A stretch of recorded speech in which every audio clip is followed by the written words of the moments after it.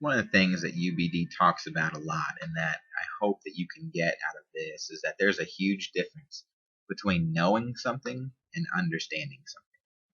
I know that when I dial my phone, somebody on the other side of the world can pick it up and I can talk to them. I have no understanding of how that happens. I know that when I push the gas pedal on my car, it goes. But when something breaks, I don't understand engines enough to fix it. I could get very technical and say, I know women, I have a wife, but I don't understand them at all. And that's the truth. And the same is true with our students in our classroom. We need to be sure that they leave our classes with an understanding of something, not just the knowledge. Because in the end, what do you really do with knowledge? It stays in your head, and there's nothing that you can really produce with that. Many times I taught math just to the knowledge level. I know how to do math, but don't ask me to teach it to you because I really don't understand how I came up with the numbers that I did. This is just a brief explanation of the 6 facets of understanding, or levels of understanding, that you can do. They don't really work in a linear way, but I like to think of them as that. So I want you to think of these as what we're trying to get our students to. Some standards can just be taught to the knowledge level, but when we're doing our performance tasks, I really want you to think about these 6 facets, and I want you to try to get as far down on this as you can. So the first one is explanation. So I want you to think of explanation not just as students regurgitating information. Students are explaining something and they are justifying why they believe what they believe. So they're presenting evidence and they are able to put in their own words. They're able to take it past just what they learned, and they're able to put their own ideas into it many times. So an explanation of something is taking it to a little bit of a deeper level. This would not be students memorizing a speech and getting up in front of the class and giving that speech. This would be where they learned it one way and now they are explaining it to somebody else in a different way to get them to understand it. After you can explain something, then you can start to interpret things. So interpretation is bringing your own ideas and your own opinions to the facts, but they need to be based on truths. I can't tell you how many times when I taught 4th grade, students would say, or I'd ask them, why do you believe that? And they'd say, well, just because I do. Or we would do argumentative pieces, and I would let them choose things like, what's something our school should do? And they said we should have soda every day for lunch. And when I asked them why, they would say, because I like soda, because I like it. That's not a good argument. Their interpretation was all self-centered and self-absorbed, and they brought no good research or facts to that argument. So interpretation is taking something and then being able to tell it in your own way that makes sense, with stories, with alliterations, with being able to manipulate the material in an enticing way, but presenting the truth along with it. And finally, you get to application, and that's simply applying what it is that you do. Now, teaching at Harding and being a Christian, I feel like many people think this is the key.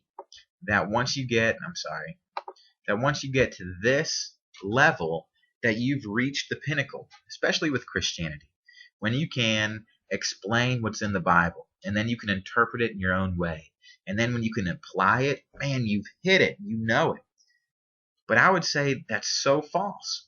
And many times, if this is what we get absorbed in, then we make the Bible what we want it to be instead of what it's supposed to be. Because you see, there's these 3 last things. And these levels of understanding are much harder because they are outside of us.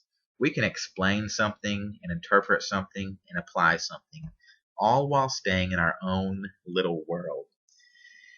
But when we start to have perspective on things, we can only get perspective by being around people who don't believe the same things that you believe. And then empathy. It's hard. That means that you can see the world from different viewpoints. It's walking a mile in my shoes before you judge me. And so empathy means being around the people that sometimes you're condemning. And finally, there's self-knowledge. You better look at yourself closely. before you look at other people. And you better change things that you don't agree with. So Christianity, I believe, and Jesus in the Bible really lived out these three things. The Bible said these people were unclean, and then Jesus walked with them. He had empathy with them. He listened to them and their perspective. And we don't do that many times today. I know that was a Christian example, but think about your classroom also. If you can get it to the explanation level, great. You're still in the understanding mode, and so you're still hitting a pinnacle. That's still much better than what most teachers do. Math people, if you can get it to the application level, I feel like that is a huge, huge bonus for you guys. But you literacy and social studies people, when you're talking about wars, when you're talking about books, and when students are connecting with characters, you can get them to this perspective and empathy. But then what everybody needs to try to do is let kids get to this self-knowledge stage. How do you do that? Well, students reflect. What are they good at? What are they bad at? Maybe in math class, they're doing an open response and you put up 4 different scenarios. This one is a 4, this one's a 3, this one's a 2, and this one's a 1. When you're done working out your problem, I want you to come up here to the board and I want you to grade your own paper. Tell me if you scored a 1, 2, 3, or 4 based on the samples that I put up. And then let students explain to you why they think they got what they got. It allows them to see what they're good at, what they're bad at. And we have many, many parents and people telling kids how amazing they are over and over these days. Now, hear me out. Kids are amazing. I love them. But they are not God, and they are not perfect, and they have weaknesses.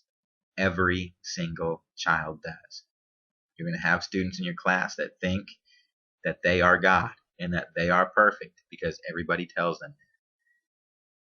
The simple truth is they're not. And when they can actually have that self-knowledge and know what they're weak on and work on it, that's when the growth really happens. So I want you to work on your performance task, and I want you to try to make your performance task reach some of these levels of understanding. If you have any questions, please let me know. Thank you guys. Have a good day.